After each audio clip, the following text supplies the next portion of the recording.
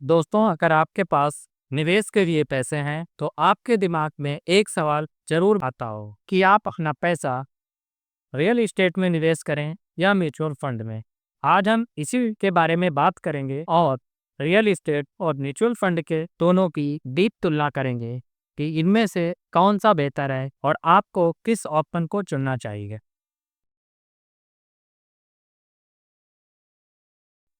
Hello दोस्तों, मेरा नाम है इमरान खान और आप देख रहे हैं फाइनेंस का फंडा। आज हम बात करने जा रहे हैं उस कंपैरिजन की जो हर निवेशक के मन में कभी ना कभी जरूर आता है, और वो है real estate versus mutual fund. सबसे पहले समझते हैं कि ये दोनों ऑप्शन आखिर हैं क्या। रियल एस्टेट का मतलब है जमीन, फ्लैट या प्लॉट, कमर्शियल प्रॉपर्टी या कोई भी ऐसी भौतिक संपत्ति जिसमें आप निवेश करके और समय के साथ उसकी वैल्यू निवेश करते हैं और समय के साथ उसकी वैल्यू इसमें रेंटल इनकम भी मिल सकती है और प्रॉपर्टी प्राइस एप्रिसिएशन भी होता है। दूसरी तरफ है म्यूचुअल फंड।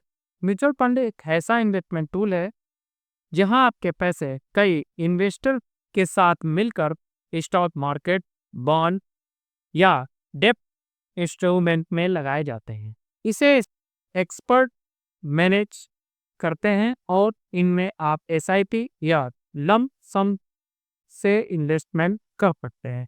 दोस्तों, अब बात करते हैं सबसे पहले एंट्री बैरियर, यानी शुरुआत करने के लिए कितनी रकम चाहिए और कितना आसान है इन दोनों में निवेश कर। रियल एस्टेट में निवेश करने के लिए आपको मोटी रकम की जरूरत होती है।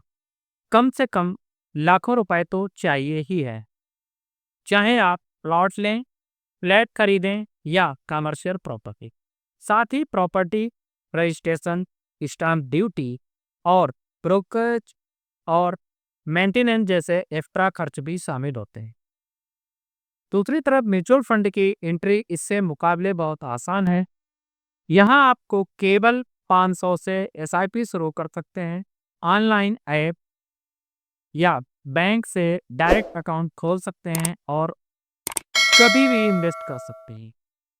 यानी अगर आप बिग टिकट इन्वेस्ट करना चाहते हैं और आपके पास कैपिटल बड़ा है तो आप रियल एस्टेट को चुनें, लेकिन अगर आप स्मॉल टिकट रेगुलर इन्वेस्टमेंट करना चाहते हैं तो आपके लिए बेस्ट ऑप्शन है म्यूचुअल फंड। अब हम बात करेंगे इसके सबसे इम्पोर्टेंट फैक्टर की, जिसका नाम है लिक्विडिटी, यानी पैसा निकालने की आसानी। रियल एस्टेट में मान लीजिए आपको तुरंत पैसों की ज़रूरत है और आप अपनी प्रॉपर्टी बेचना चाहते हैं, तो ये इतना आसान नहीं है।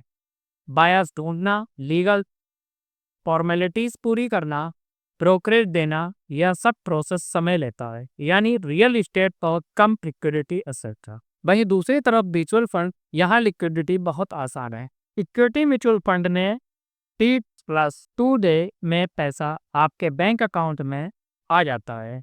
डेब्ट फंड तो और भी पार्ट होते हैं और एसआईपी कैंसिल करना या रिडेम्पशन करना भी सिर्फ मोबाइल ऐप से क्लिक में हो जाता है। यानी अगर आपको इमरजेंसी में पैसा चाहिए तो म्यूचुअल फंड कहीं ज़्यादा फ्लेक्सिबल है और लिक्विड ऑप्शन है। अब हम बात करेंगे निवेश के तीसरे पहलू के, जिसका नाम है रिस्क और स्टेबिलिटी। रियल एस्टेट, कई लोग इसे सेफ इन्वेस्टमेंट मानते हैं क्योंकि प्रॉपर्टी की फिजिकल वैल्यू होती है और जनरली लंबे समय में इसका रेट बढ़ता ही है, लेकिन इसमें भी रिस्क है। Property dispute, buildup delay, market showdown या लोकेशन गलत चुन लेना। जबकि म्यूचुअल फंड में रिस्क मार्केट के साथ जुड़ा होता है। लिक्विडिटी लिक्विडिटी फंड में मार्केट क्रैश आने पर नैब नीचे जा सकती है, लेकिन अगर लॉन्ग टर्म तक इन्वेस्टमेंट है तो कंपाउंडिंग और मार्केट ग्रोथ से अच्छे रिटर्न मिलते हैं। बात करते हैं रिटर्न्स यानी मुनाफे की, तो रियल एस्टेट में लंबे समय में प्रॉपर्टी के दाम बढ़ते हैं।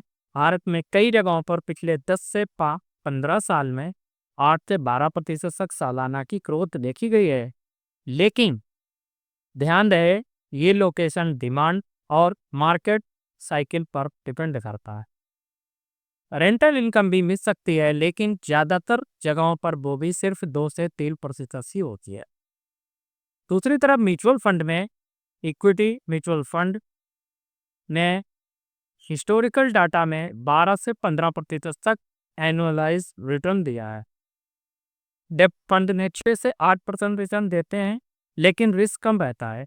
एसआईपी से आप मार्केट के उतार चढ़ाव को बैलेंस कर सकते हैं और कंपाउंडिंग का पूरा फायदा उठा सकते हैं। तो रिटर्न के मामले में म्यूचुअल फंड जनरली बेटर साबित होते हैं, खासकर अगर आप लॉन्ग टर्म हॉरिजॉन में हैं तब। अब हम बात करेंगे टैक्स बेनिफिट और लीगल एस्पेक्ट।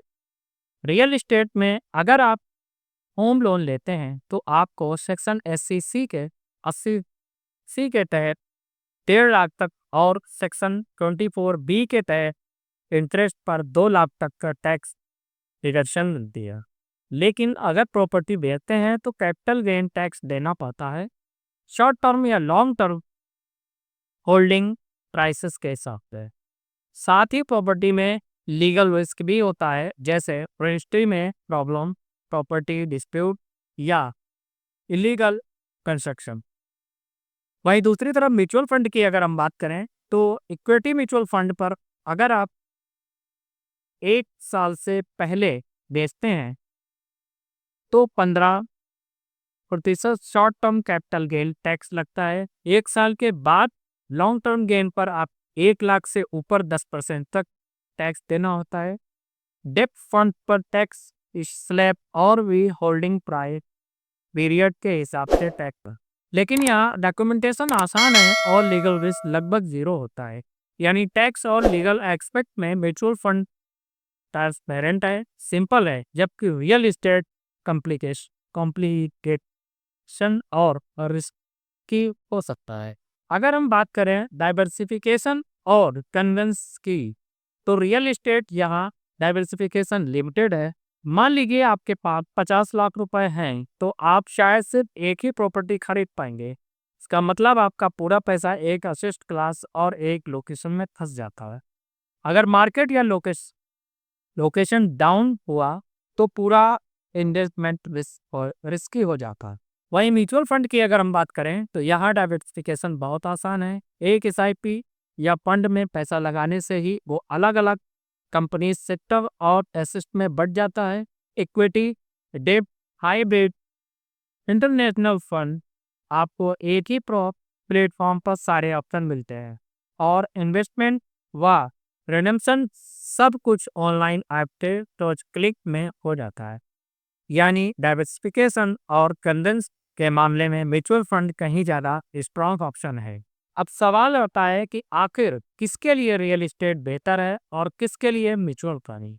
रियल एस्टेट की अगर हम बात करें तो ये उन इन्वेस्टर्स के लिए सही है जिसके पास पहले से कैपिटल बड़ा है और जो लॉन्ग टर्म फिजिकल असेट्स रखना चाहते हैं।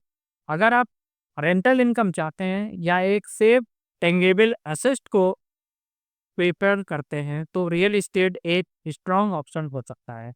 साथ ही ये उन लोगों के लिए भी सही है जो प्रॉपर्टी मैनेजमेंट और लीगल फॉर्मेलिटीज हैंडल कर सकते हैं। बात करें अगर हम म्यूचुअल फंड की, ये हर तरह के इन्वेस्टर के लिए एसेसिबल होता है।